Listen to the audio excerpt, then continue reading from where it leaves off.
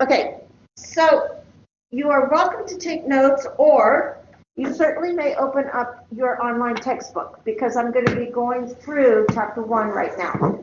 I'm going to start going through it because remember, your exams are based on your textbooks. All right, so a lot of the key terms, a lot of that information is in your book, but I want to, drive home a couple of important elements. We are going to talk about what I call Ms. K's words of wisdom. And many of those words of wisdom, or those phrases, I have stolen from other people. And one of those is what I'm going to give you right now, which is you cannot not communicate. I don't get to take credit for that. That was actually coined way back in the 1960s by Dr. Paul Václavic of the Palo Alto group in Stanford University. And through a lot of studies and research, it was found that even when you think you are saying nothing, you are saying a lot. All right? So you cannot not communicate, whether you are alive or what have you. So let me ask you, let's talk about this in getting into some details. When you are asleep, are you communicating? No? How many of you say no? No? Okay. How many of you say yes? Okay. How are you communicating yes?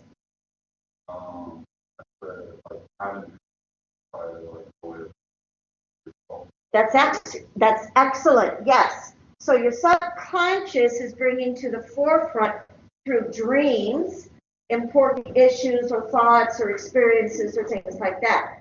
So yes, even during dreaming, you are communicating. Suppose you are comatose, laying in the hospital, barely a pulse. Are you still communicating? Yeah, how? I'm not sure about the dreaming in comatose states, but there's still some brain movement, yes. You've got, yes. So your vitals are indeed communicating, all right? So through the electronics, are messages coming through to illustrate that you are still alive, all right? What about if you're dead?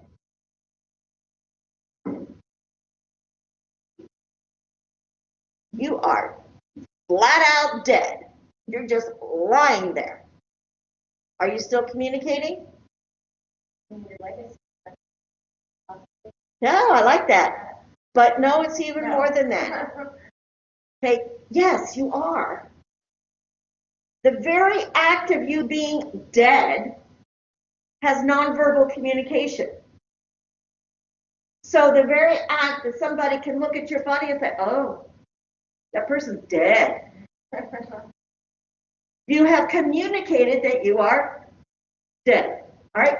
So you cannot not communicate, whether it's verbal or nonverbal. There's constant communication going on.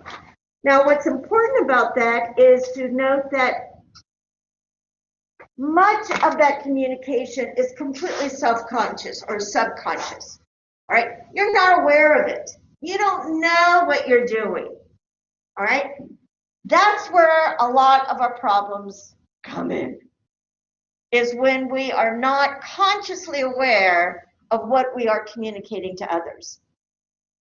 Sometimes you may be very aware of what you're communicating, and you may be sending the wrong signals. Communication is so complex and so open for misinterpretation. So always remember that one. That's a Ms. K, stolen from Dr. Václavic. You cannot not communicate, and that's on the test. So to illustrate that, and to illustrate all the elements that come into play when we are looking at communication, because it's so obtuse, it's so going on all the time, anywhere, everywhere, we have to, as theorists, use models to explain it. So you can't see an atom, right, in your chemistry class. So there is a model that's utilized to demonstrate what is electron, a proton, and all those kinds of things. Well, that's what we do in communication as well. So I encourage you to draw this, all right? I'm going to draw a model, and I encourage you to do it as well if you are a kinesthetic learner. If you learn by doing, if you are a hands-on learner, this is going to help you, all right? If you're strictly auditory, just sit and listen, okay? But most of you are more hands-on. All right. So, and these are the elements. So I'm going to talk about all of the contributing elements to communication that, again, will be on your test. Okay, so first,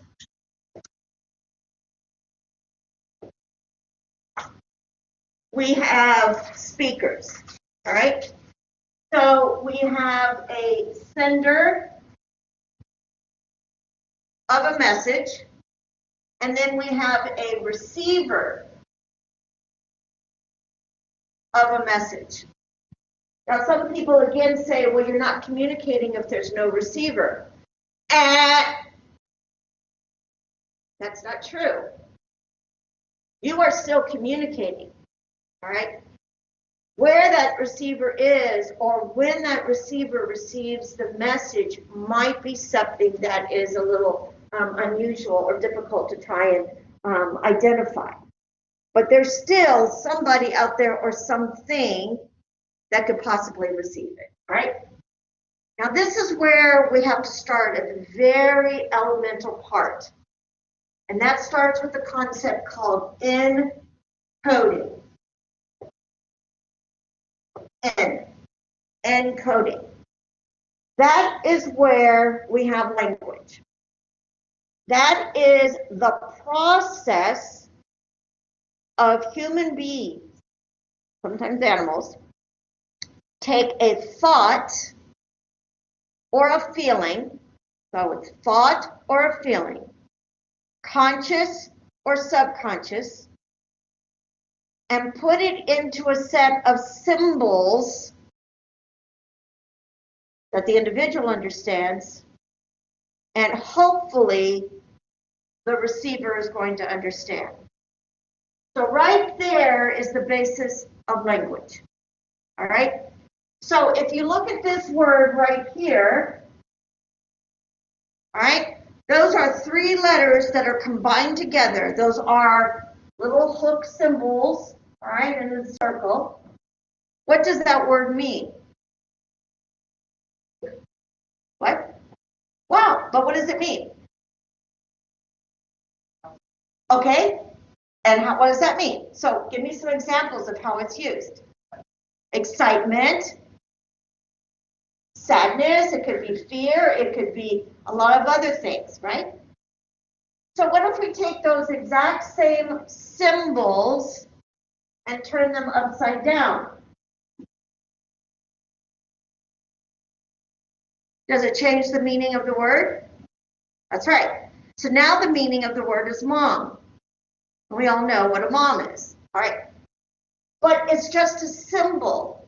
So language is highly, highly symbolic, all right? And we're going to talk a lot more about that in this semester. So for now, just recognize that that is a language that the sender of the message is going to, maybe they see a mom and they go, oh, all right. So they get the warm and fuzzy. They're going to, this is how they're feeling. So they're going to encode that feeling of goodness and send their mom, maybe even say no word at all. All right? That's encoding. So this is a code. That's all it is. That's why computers and artificial intelligence is such a cool thing right now, because it's coding. It's just language, right? Now, the hard part is the decoding.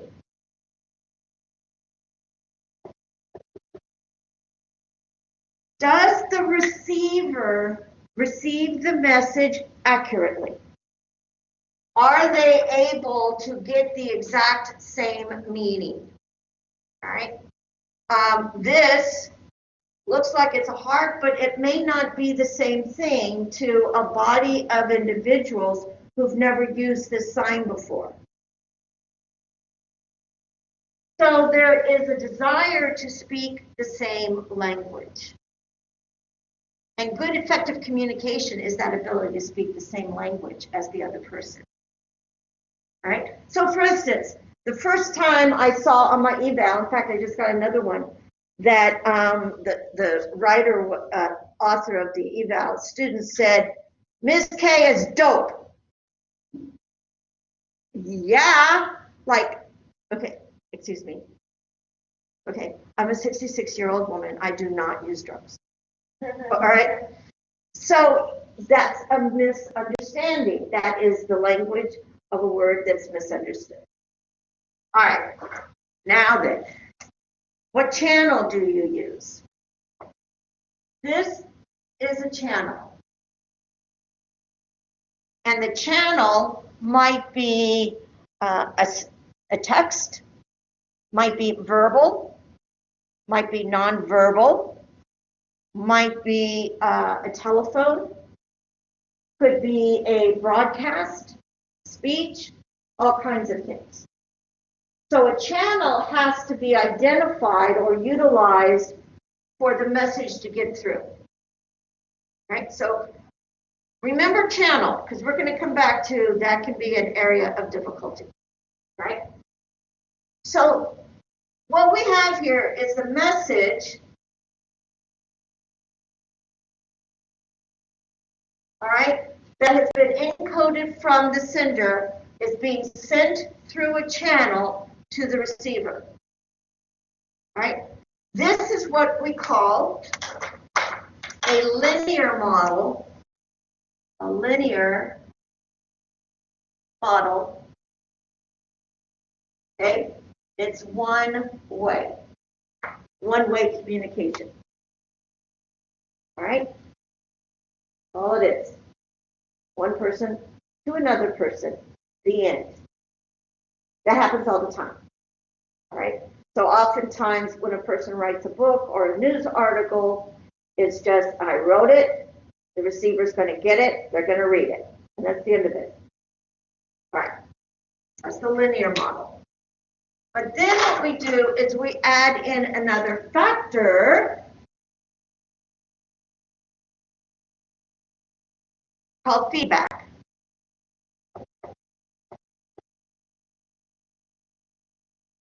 All right? When we add in feedback, all right, that's when we move from a linear model to a transactional model. Actually, I don't want to use that one. I'm going to call it the interactional. I'll get back to transactional. Interactional model. Because it's interactional. Sender sends to receiver, receiver decodes it, then encodes another message to send back to the sender. So there's an interaction between two people. Now, some of this is like, oh, Ms. K, no duh. It's true. It is kind of a no duh. But there's going to be some factors that are going to come in that are going to demonstrate why it gets complicated. All right. The next model is the one that we use the most. The one that we use the most is called transactional.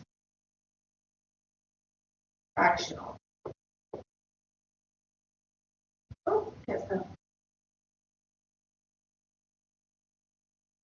And in other courses, they may even call this transformational. There's another level.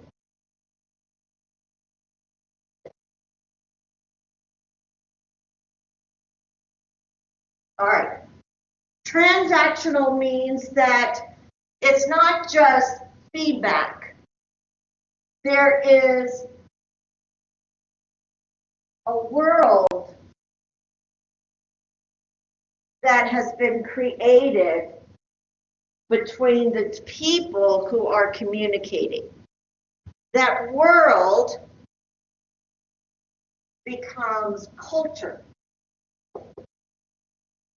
and it becomes context.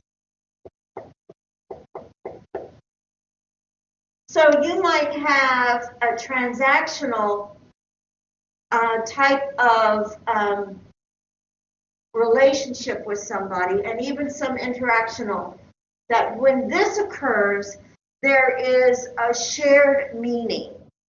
So when both of us know that this language, these terms, we both understand what they mean, we have what's known as a shared language. And the sharing means that we're on the same wavelength, that we are on the same culture, that we are on the same classroom, that we are in a community, all right? It's not just you way out there and me here. Okay, here's where the trouble comes in. You ready? What color do I want to use? We'll use this. All right. Here it comes. This is the thing to know. It's called noise. See that wiggly marks all the way through that? That is noise. That's the official communication scholar term. And basically, that's everything that gets in the way that's preventing you from interacting. Okay? It can be, and there's lots of different types. It might be physiological. Okay? You are hearing impaired, right? Or you're visually impaired. Right? It might be psychological.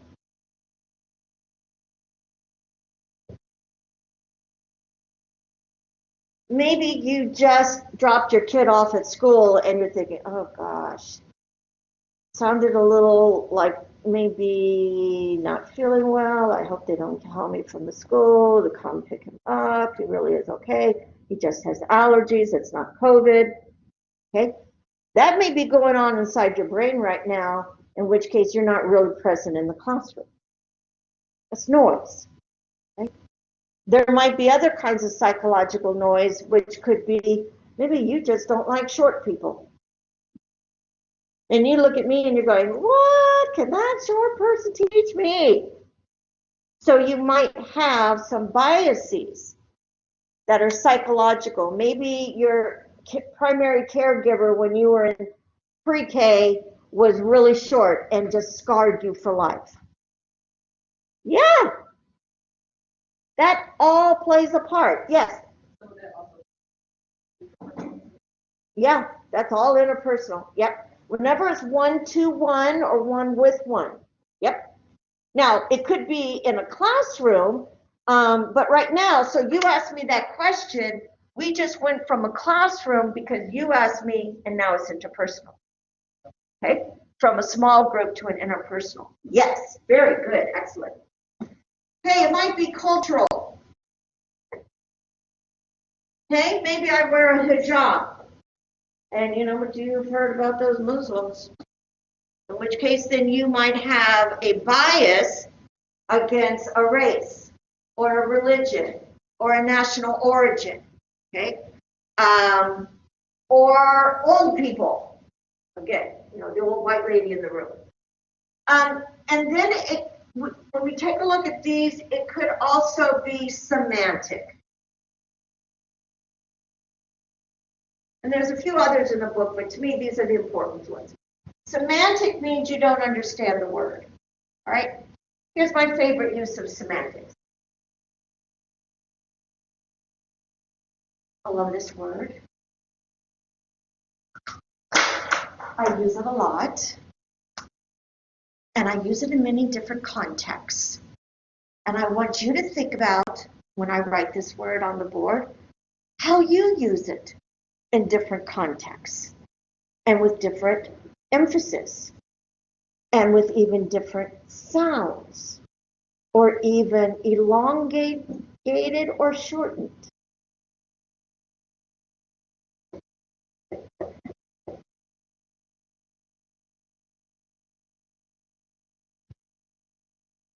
Is that a cool word or what? All right. Bitch is one of those words that demonstrates a possible semantic issue. Right? And how you pronounce the word bitch can be very interesting in terms of how the receiver is going to receive your saying that word to or about the person. All right? So I can say, give me a bitch. Or I can say, you bitch. Right? Those are not the same ways, are they? All right?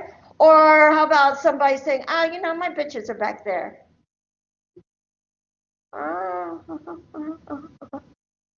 Any other ways you guys may have used it? And that's the literal. Excellent. So the real, very good. That's what we call the denotation. All right? The denoting. This should be, okay, denoting. The denotation of the word. That's the original word. That's the original context to use. And if you have a dog registered with American Kennel Association, it's going to say if it's a female dog, bitch. That's just A-okay. There's nothing wrong with that. All right? However, there has become a connotation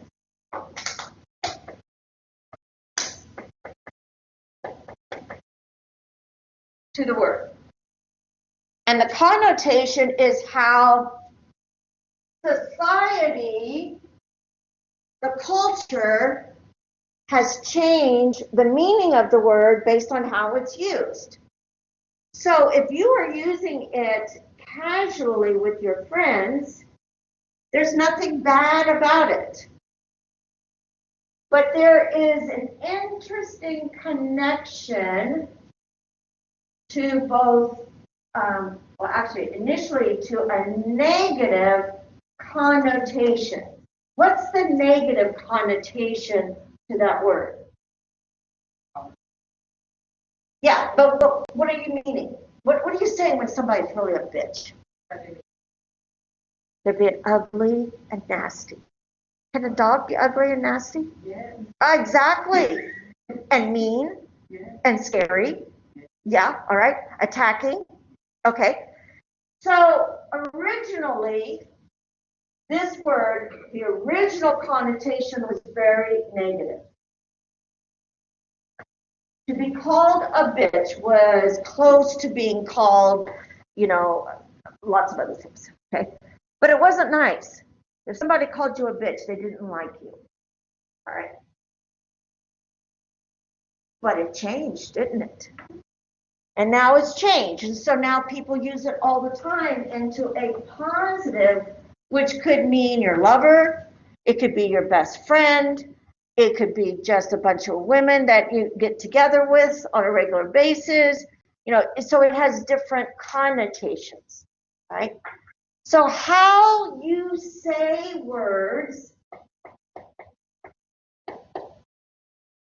where you say them, when you say them, the tone of voice that you use, all of that drives the understanding of a word. Right? You see the opportunity for misunderstanding? Yeah? Because oftentimes, now let me use another classic example.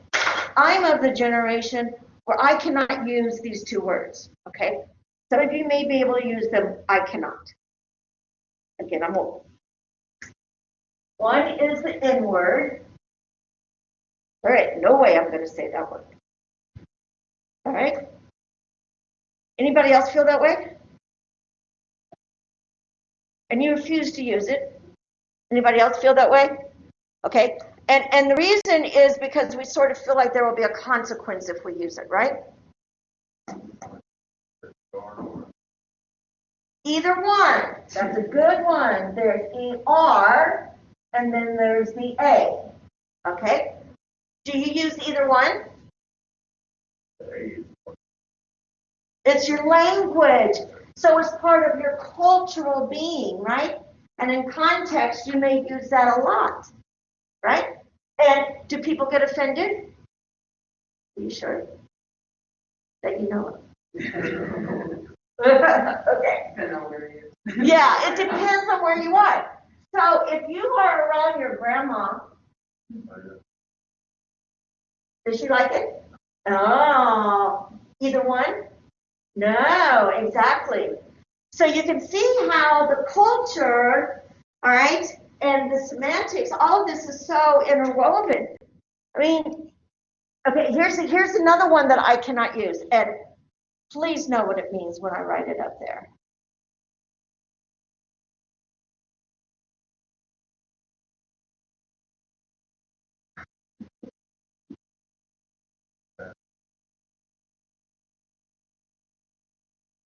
Oh, I know it is. You think? Yeah. Wow. Thought you were going to say cunt. Like, oh. Oh no, that's the C word. That's the C word. That's another one I don't say. Yeah. Yeah. So see, there are those words, okay, but that one, okay. This one is another one that I just can't say. Oh, See, look at your eyebrows. no. You don't understand It's just exactly. curiosity, but I'm going to ask her. I'm glad you are. That's excellent. Because when I was growing up, to call somebody a homosexual by using this term was the negative connotation of the bitch or the ER word. It's like the F word, right? So, oh, that's another one that we could put up here, over here. That's like the best now. Yeah, no, I mean, because I've used that one before in a couple of contexts, all right? But this one, I remember being in second grade, living in Atlanta, coming home and saying this, and my mother, who's an artist, took me upstairs and took soap to my mouth. Yeah. So she said, we never use that kind of language. Now, did she use this one? Yeah. Go figure the difference. Very generational culture, right? She was not such an old white woman then. Does anybody have seen The Help? Has anybody seen the movie The Help? That was my mom. Word. Thank you. Would have got a nice hat. Yeah, she would have had, and she would have deserved it. I love my mom, and she passed a couple years ago, but we did have many of these conversations. Okay, so that's why language is so complex. Because some people, like you, probably can say that Q word with no problem. Okay? What? You've never used it? Yeah.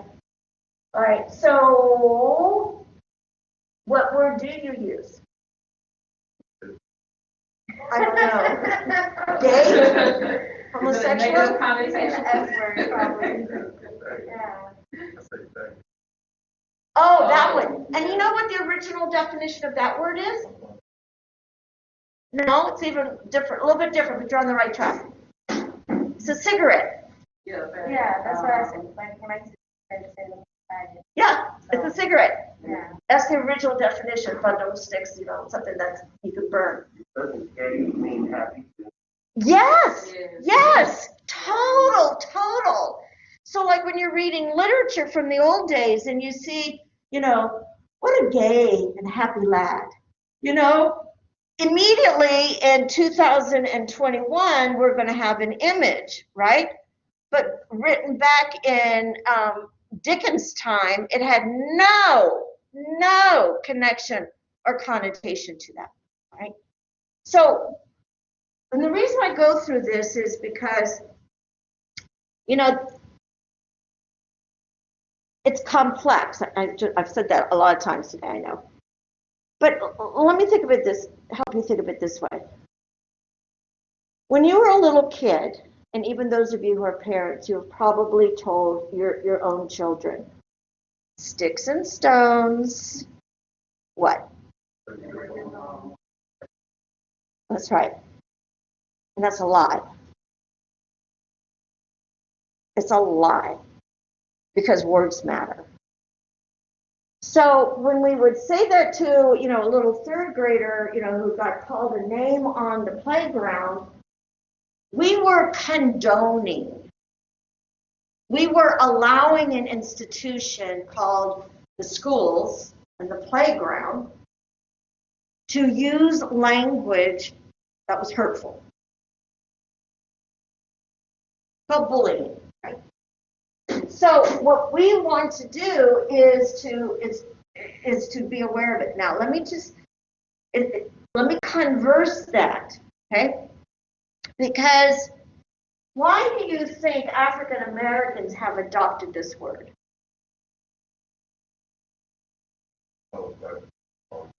Yeah. Freely. Like in a way, been taken back and using more powerful. Yes. Yes. That's exactly right. And that's what's happened here. Yeah. Okay?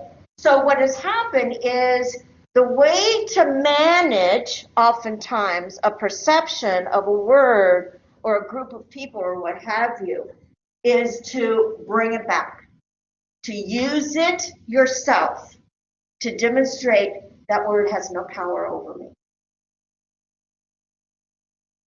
Now, do you use it toward white people? No? Some of them. I mean, So- I say it to everybody. Okay, is it like an endearment? It's like, Is it like your friends now? yeah, Okay, all right. With the R-E-R or A? no, All right, do you see how we have to ask clarification? Oh my goodness. And that's why we have wars. Yeah. So that's the power. And that's power. Don't you see it? When you take control of the word, you are taking back power. You are taking back power. All right? And that's a good thing. To not, you are empowering yourself. You're gonna take away the power of the ugliness side. All right, that's all I'm going to do on video recording. So I'm going to turn off the video right now, and then we're just going to chat.